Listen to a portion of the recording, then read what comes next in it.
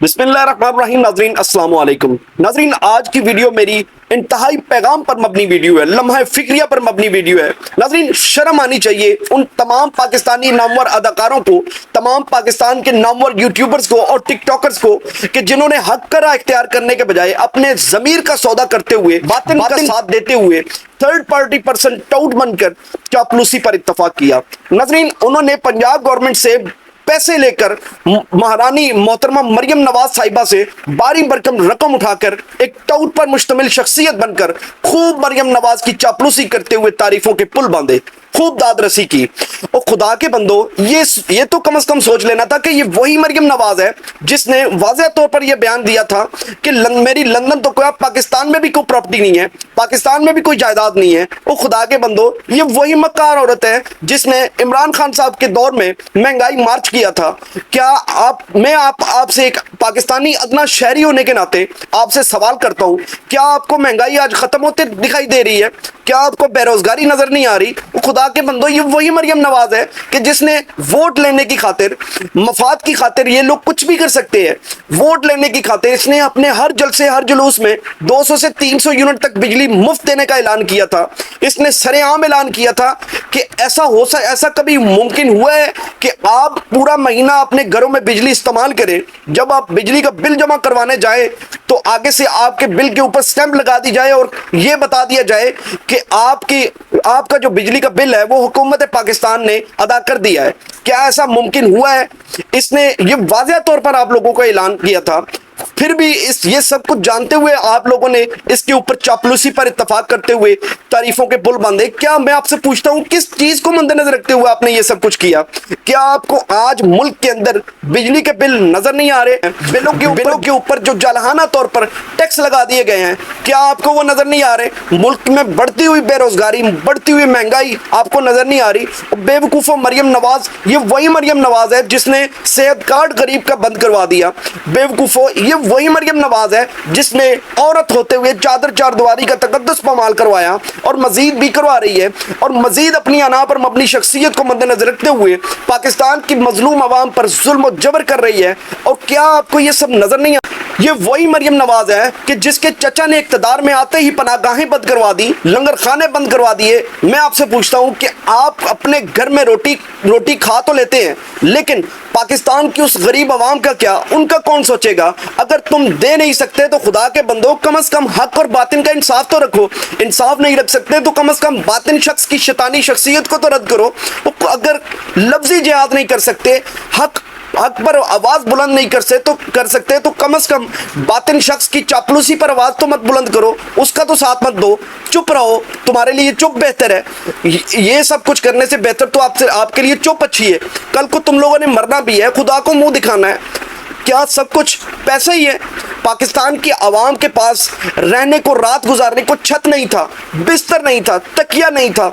इनको इमरान अहमद खान नियाजी साहब ने अपनी हर सहूलियात आम आवाम को, हर सहूलियात को से मुयस्सर किया। हर गरीब मजदूर तबके के लिए, हर उस गरीब पाकिस्तानी शहरी के लिए लंगर खाने खोले, पनागाहें खोली, रात गुजारने का बंदोबस्त किया। हर गरीब आदमी, हर मजदूर, हर परदेसी सुकून की रात सो सकता था। लंगर खानों से अपने पेट का इस्तेफादा कर सकता था। इन्होंने आकर इक्तदार में आते ही इन्होंने सब चीजों का तहस नहस कर दिया। ये भी ना सोचा कि गरीब आदमी, पाकिस्तान के मजलूम आवाम का दुख क्या है, दर्द क्या है, उनको किस चीज की जरूरत है, किस चीज की अशद जरूरत है।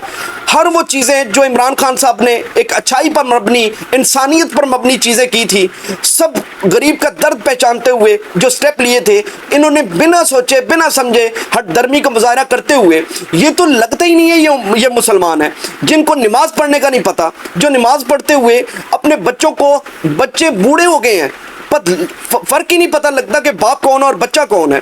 तो उनको बच्चों को इतनी दर्स नहीं दिया, इतनी तमीज़ और तहजीब नहीं दी। जब नमाज पढ़ी जाए तो नमाज में किस तरह खड़ा होना है, रुकू किस तरह करना है, सजदा किस तरह करना है, तो इन चीज़ों पर मबनी शख्सियत है ये लोग। इतनी हद से ज़्यादा बातिन पर मबनी शख्सियत है ये लोग। तो तुम लोगों ने बिना जाने, बिना पहचाने इनकी जो है वो तारीफ़ों के पुल बांधे। गरीब का दुख जो दर्द वो भी नहीं देखा, दीन को नहीं मद्देनजर रखा, कुछ भी नहीं तुम लोगों ने देखा, और बस नोटों की इज्जत में आकर तुम लोगों ने अपने ज़मीर का सौदा करते हुए इन लोगों की तारीफ़ों के पुल बांधे। حتیٰ کہ جو امت مسلمہ کا حقیقی معنوں میں حقیقی لیڈر تھا اس کو بھی انہوں نے نہیں بخشا۔ ان باطن پر مبنی ہستیوں کو تم لوگ سپورٹ کر رہے ہو۔ پچھلے 2-3 سالوں سے ملک کے اندر کس طرح کا ظلم و ستم کیا جا رہا ہے، کیا تم لوگوں کو یہ سب نظر نہیں آ رہا؟ کس طرح آئین قانون کی دھجیاں بکھیر دی گئی ہیں، کس طرح دھجیاں اڑا دی گئی ہیں، کس طرح ججز کے گھروں میں کیمرے نصب کر کے ان کو بلیک میل کر کے ان سے اپنی مرضی کے فیصلے لیے جا رہے ہیں، اپنے ہی پاکستان کی مظلوم عوام کو گھروں سے اٹھا کر ننگا کر کے ان کی ویڈیوز بنا کر بلیک میل کیا جا رہا ہے۔ لہٰذا یہ تم لوگوں کے لیے لمحہ فکریہ ہے۔